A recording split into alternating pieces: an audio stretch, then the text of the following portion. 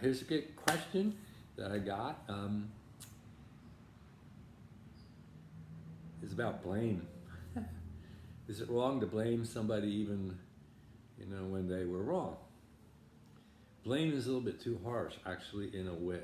It's got condemnation in it. The antonym is laud or praise or extol. So if you're going to blame somebody for something they've done wrong, then the only counter to that is you have to be available to see when they've done things right, and you have to extol, or you have to laud them. However, blame as a word is kind of harsh. It's more like you want to express their culpability by saying how important it was for this to be done more correctly, and then bring the universal principle of, had it been done more correctly, all of these things would have fallen into place and we'd all be experiencing a greater level of efficiency. What that does is create more like understanding. And so I think the word blame is a harsh word to have in your own mind. I mean, just think for yourself when you're ready to blame somebody or even blame yourself. There's too much condemnation.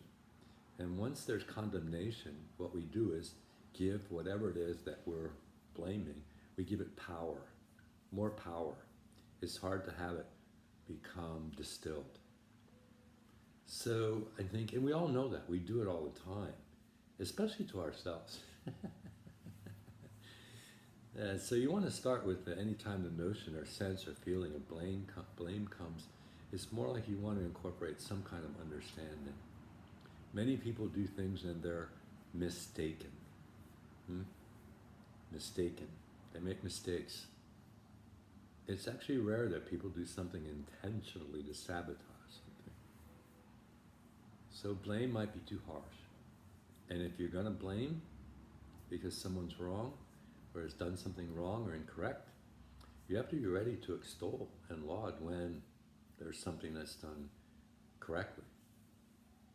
Culpability gives some responsibility.